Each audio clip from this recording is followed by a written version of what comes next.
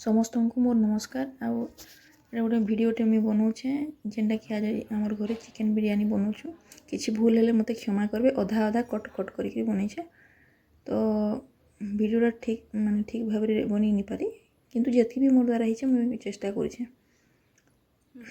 तो यहाँ तेल आ घी दिखाई तार तेल घी रे प्याज जेनटा कट कराई दिहे से फ्राए करावा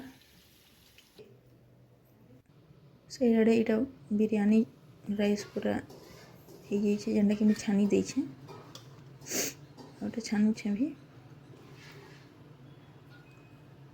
बासमती राइस गरम पानी रे पड़े लेंबू जेनटा भी खड़ा मसाला है सब पड़े। यहाँ आगे आम चिकेन मैरिनेट करके रखी यहाँ मोर हजबैंड घाटुछन आते बेले 90% सीझा चिकेनटा ये आम से चाउल की दम देमा यहाँ दम देवार लगे जाऊँ।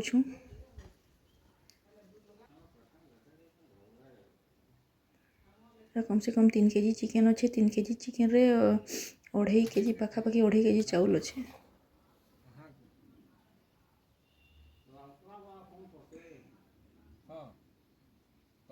पूरा तो वीडियो कर ही नहीं पारे, किसी जेनटा बने सेटा करुचे, किसी भूल होते क्षमा करेंगे।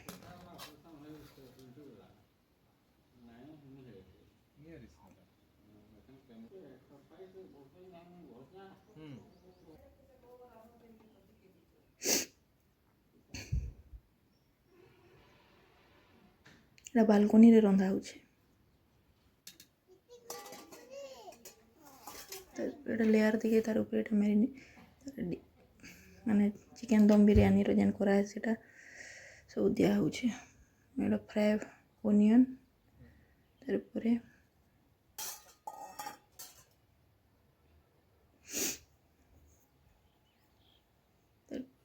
पुदीना पत्ता और कोरिएंडर लीफ के कट करके दिया तार फ्लेवरटा तार सेंटा हेल्ले भल लगसी। यहाँ 10 मिनट तक दम दिया तार गैस उतरे दिया।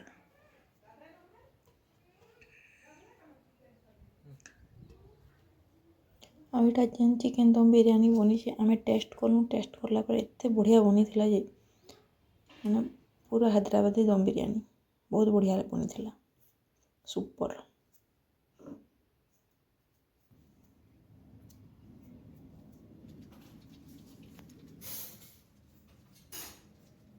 दम दिया 10 मिनट तक दम दिया आधा घंटा पर खुलनु इटा दा अच्छे